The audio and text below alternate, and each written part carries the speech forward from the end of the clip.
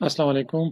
इस क्वेश्चन में हमने आइगन वैल्यूज फाइंड करनी है of the given matrix A का, और फिर हमने प्रूफ करना है कि जो हमने आइगन वैल्यूज निकाली है उनका सम जो है वो किसके इक्वल है, the trace of the matrix, और उनका जो प्रोडक्ट है वो determinant of the given matrix के इक्वल है। तो आइगन वैल्यूज निकालने के लिए हम क्या यूज़ करते हैं, characteristic equation A minus lambda identity determinant equals to 0। तो सबसे पहले हम क्या करते हैं कि हम ए माइनस लेमडा आइडेंटिटी इसको कैलकुलेट कर देते हैं। मैट्रिक्स ए हमें गिवन है ऑलरेडी, हम लेमडा को मल्टीप्लाई कर देते हैं 3x3 के आइडेंटिटी मैट्रिक्स के साथ 1 0 0 0 1 0 एंड 0 0 1 के साथ। तो ये भी लेमडा बन जाएगा, ये भी लेमडा और ये भी लेमडा। और फिर इसको हम क्या कर देते हैं, माइनस कर देते हैं। -2 में से लेमडा माइनस किया, 2 में से 0 और 2 में से 3 -3 में से 0 तो एज इट इज़ आ जाएंगी। इसी तरह ये 2 एज इट इज़, ये -6 एज इट इज़, 1 में से हम लेमडा माइनस कर देंगे और इसी तरह 0 में से लेमडा माइनस करेंगे तो माइनस लेमडा। तो ये हमारे पास आ गया ए माइनस लेमडा आइडेंटिटी। अब हमने क्या करना है, इसका डिटरमिनेंट निकालना है। हमने इसको डिटरमिनेंट की फॉर्म में लिखा। अब डिटरमिनेंट आप डायरेक्ट भी निकाल सकते हैं और कोई कैलकुलेशंस करके भी निकाल सकते हैं। ठीक है, अगर हम R1 और R2 R3 को ऐड कर दें, ठीक है,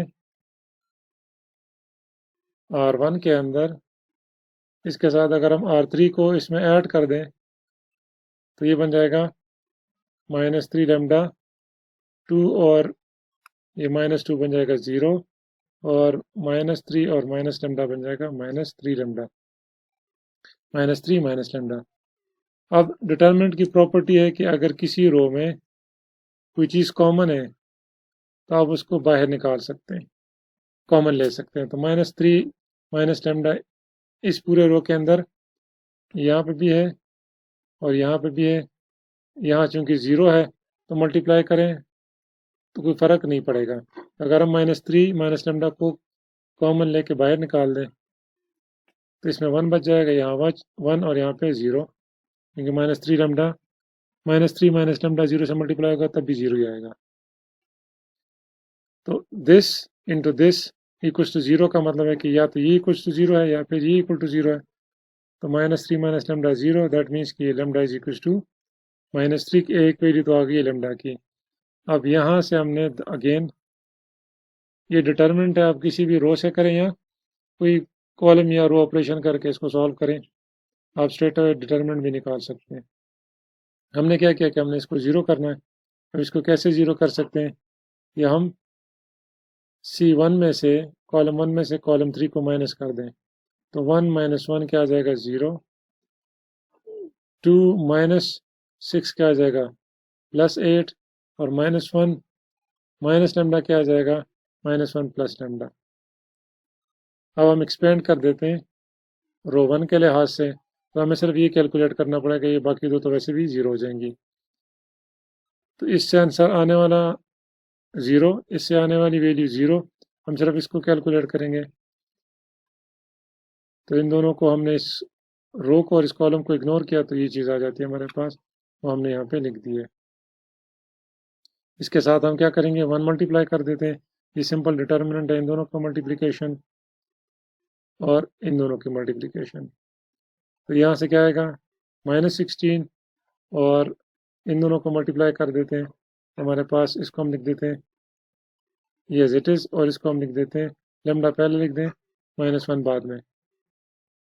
इसको आप ओपन कर या इसको एक्सपेंड कर दें तो ये चीज़ आ जाती है। फर्दर एक्सपेंड कर दें, हमारे पास ये फॉर्म बन गई है।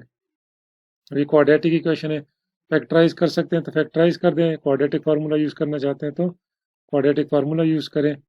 हमने फैक्टराइजेशन किए फर्स्ट एंड लास्ट टूल से, और ये हमारे पास दो वैल्यूज आई हैं, एक 5 और एक -3। तो टोटल हमारे पास लेमडा की 3 वैल्यूज आई हैं, जो कि एक्चुअली 2 हैं, -3 और 5। -3 2 टाइम्स आया हुआ है। अब नेक्स्ट वो कह रहे हैं कि the sum of the eigen values is equal to the trace of matrix A. अब ये हमारे पास मैट्रिक्स ए है। किसी भी मैट्रिक्स का ट्रेस क्या होता है, उसके जो डायगोनल पे एंट्रीज है उनका सम। तो इसकी डायगोनल पे एंट्री -2 है, 1 है और 0 है। इन तीनों को सम किया तो वैल्यू हमारे पास क्या आ रही है, -1। इसी तरह हमारे पास जो आइगन वैल्यूज आई है उनको सम अप करें। एक आइगन -3 है, दूसरी -3 है और एक 5 है। इनको सम किया तब भी क्या आता है, -1। तो हमने पार्ट ए जो शो करना था कि sum of eigen values are equal to the trace of matrix A, तो वो प्रूव हो गया। नेक्स्ट हम कहते हैं कि इनका प्रोडक्ट है आइगन वैल्यूज का -3 इंटू 5, यहाँ से क्या आएगा +45।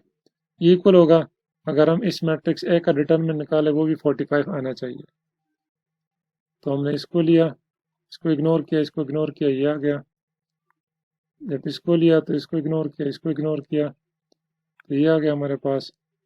और जब इसको लिया, इसके साथ सेकंड वाली एंट्री के साथ माइनस लगाते हैं, इसको लिया तो इनको इग्नोर किया तो ये आ गया। इनको कैलकुलेट किया तो आंसर क्या आया, 45। दैट मीन्स कि दोनों क्या है, 45 है। तो दोनों जो चीज़ें थी ए और बी हमने प्रूव कर ली।